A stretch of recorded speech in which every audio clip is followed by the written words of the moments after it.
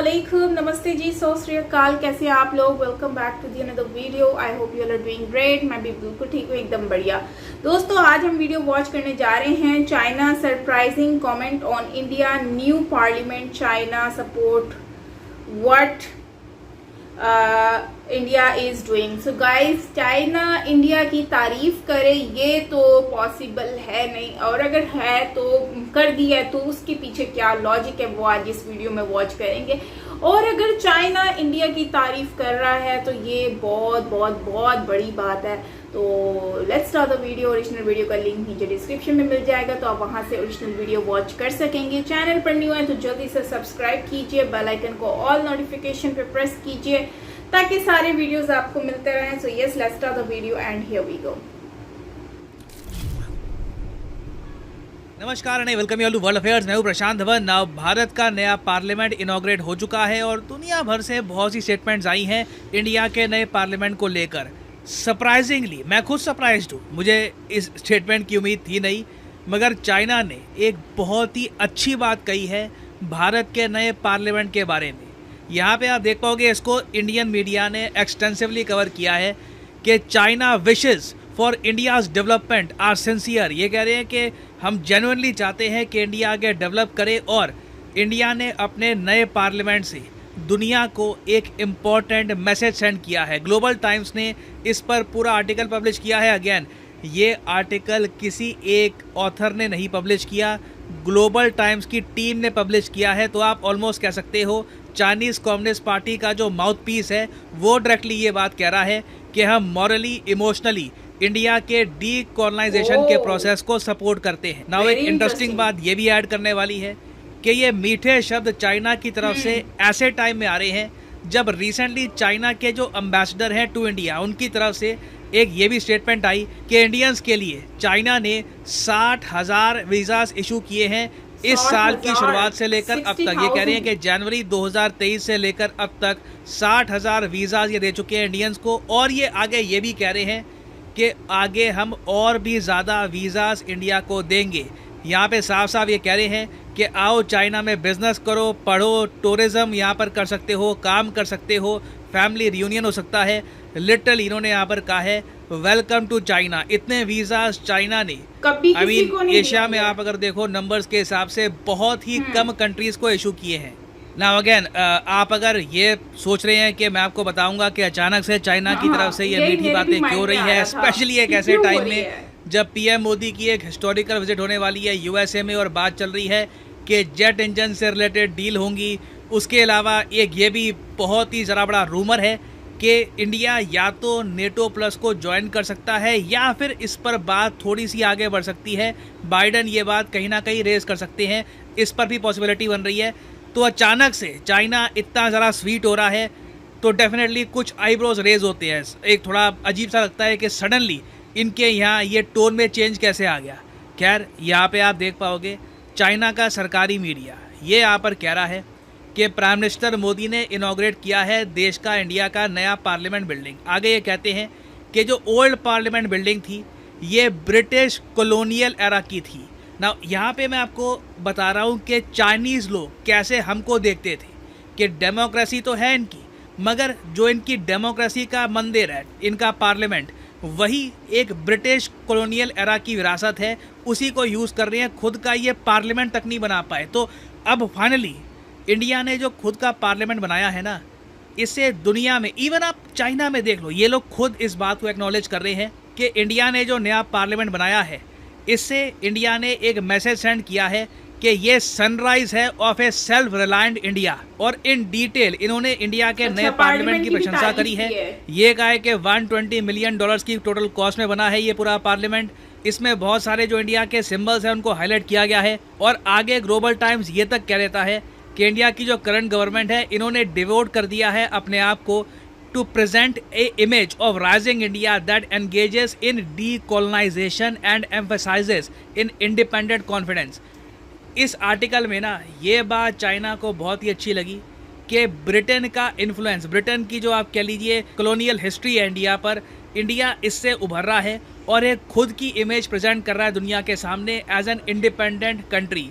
और सबसे ज़्यादा फैसिनेटिंग बात मुझे ये लगी कि इन्होंने कितने डिटेल से इंडिया को स्टडी किया है। मैं मानता हूँ जो कंट्रीज़ आगे निकलते हैं ना, वो अपने आसपास के कंट्रीज़ को, दुनिया को स्टडी करते हैं। आप ऐसे नहीं जी सकते कि हमें क्या, दुनिया में क्या हो रहा है। इतने ग्लोबलाइज वर्ल्ड में ऐसी सोच के साथ आप आगे नहीं निकल सकते। आपको अपने आसपास के कंट्रीज़ पे, दुनिया पे फोकस करना होगा। You must know about this. और आप नोटिस करो, ग्लोबल टाइम्स ने अपने आर्टिकल में स्पेसिफिकली मेंशन किया है कि 1968 में इंडियन गवर्नमेंट ने जो स्टैचू है किंग जॉर्ज द फिफ्थ का, ये इंडिया गेट से हटा दिया था। और फिर मोस्ट रिसेंटली, जैसे आपको पता है, मोदी गवर्नमेंट ने ऑल टुगेदर इंडिया गेट में जो राजपथ नाम है इसको ही चेंज कर दिया। अब इंडिया इसको कहता है कर्तव्य पथ। और ये कब किया गया था? On the day of queen Elizabeth II death. ये बहुत ही ज़रा सिंबॉलिक था। चाइना ने ये बात नोटिस करी है और ये आगे कहते हैं कि इंडिया का जो डीकोलोनाइजेशन प्रोसेस है, इसमें चाहे 50 साल लग गए हो, हाफ अ सेंचुरी लग गई हो, मगर ये धीरे धीरे आगे बढ़ रहा है। नाउ पर्सनली यहाँ तक तो ठीक था, मगर आगे जाकर चाइना ने घूम फिर के वही अपनी बात कही है जिस चीज़ को लेकर सबसे ज़्यादा डर है चाइना के मन में। ये बात मैं आपको एक दिन पहले एक वीडियो में बना चुका हूँ कि चाइना की जनता में सबसे बड़ा डर ये है कि इंडिया और यूएस एक मिलिट्री अलायंस ना कर दे, क्योंकि तब एक अनस्टॉपेबल पावर बन जाएगी जिसको चाइना रोक नहीं पाएगा। और इन्होंने ये बात आगे अपने आर्टिकल में मेंशन करी है, घूम फिर के उस पर ही आए हैं कि देखिए इंडिया अच्छा कर रहा है, बस एक काम और कर दो। हमारी तरफ से एक इंडिया को एडवाइस है कि additionally we would like to offer a friendly reminder to remain vigilant against the geopolitical manipulation by the west. के जो पश्चिमी देश है, ऑब्वियसली यूएसए की बात कर रहे हैं, उनकी जो जियोपॉलिटिकल मैनिपुलेशन है उससे इंडिया को बच के रहना होगा, क्योंकि इसमें नियो कलोनियलिज्म छुपा है। चाइना के हिसाब से ये जो इंडो पैसिफिक क्वाड वगैरह है, ये एक नया फॉर्म ऑफ कलोनियलिज्म है जिसमें यूएस अपने हिसाब से कंट्रीज़ को एडजस्ट करना चाहता है। ये इनका कहना है, ठीक है। The reality has become quite prominent, ये इन लोगों का कहना है। तो ये बात घूम फिर के इन्होंने बोली है कि जी बहुत अच्छा कर रहा है इंडिया, बढ़िया कर रहा है, बस यूएस से दूर रहो, और कोई दिक्कत नहीं है, बस यूएस से दूर रहो, हमें और कोई प्रॉब्लम नहीं है। और आगे आप देखोगे लिटरली चाइना ने खुल के बात बोली दी है, now the west particularly the US, ठीक है, पश्चिम, उसमें भी पर्टिकुलरली यूएस अटेम्प्ट कर रहा है एक डिवाइड और रूल की पॉलिसी को। ना मैं देखो आपको एक बात क्लियरली बता दूं, यहाँ पे इन्होंने खूब लिखा है कि ड्रैगन एलिफेंट की राइवलरी चाहते हैं। ड्रैगन ऑफ कोर्स चाइना खुद को कह रहा है, एलिफेंट इंडिया को कह रहा है, और ये कह रहे हैं कि साइकोलॉजिकली मैनिपुलेट कर रहे हैं इंडिया चाइना को कि हम एक दूसरे के खिलाफ खड़े हो जाएं।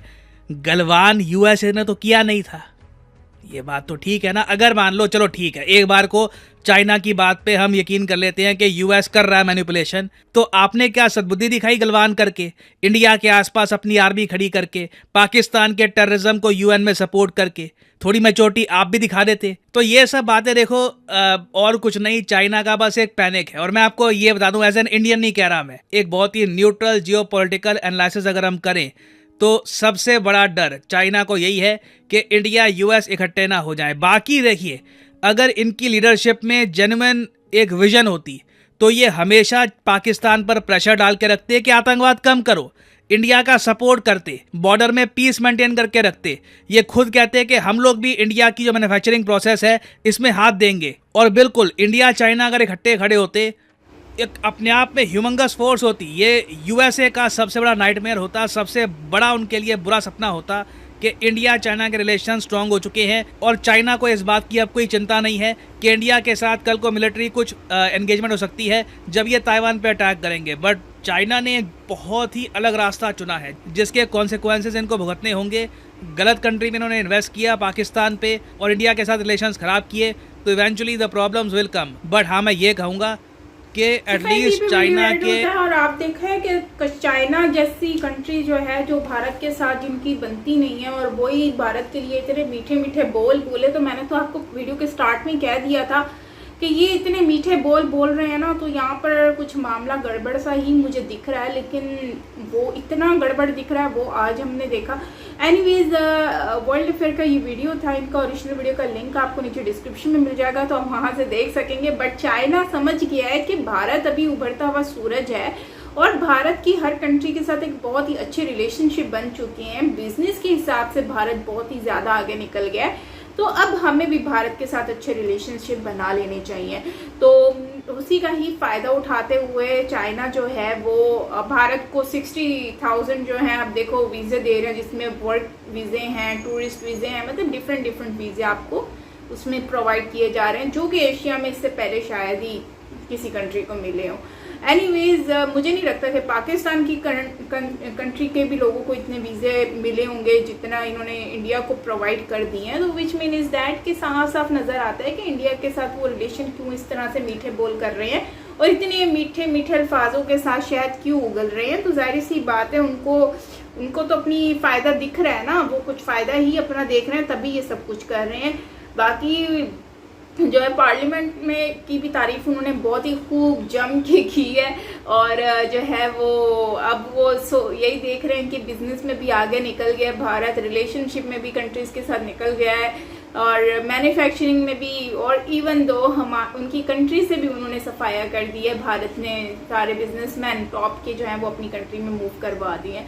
तो अब तो ये सब कुछ तो बॉस बनता है, लेकिन मैं ये समझती हूँ कि चाइना जैसी कंट्री जो है वो इस वक्त दुनिया में सबसे समझदार और होशियार और तेज़ कंट्री मानी जाएगी मेरे अकॉर्डिंगली, क्योंकि जिस तरह से वो वक्त का फ़ायदा उठाते हैं और चीज़ों को अंडरस्टैंड करके उससे फ़ायदा उठाने की कोशिश करते हैं ना, इस तरह से मैंने कभी किसी कंट्री को नहीं देखा है कि इस तरह से फ़ायदा उठाए।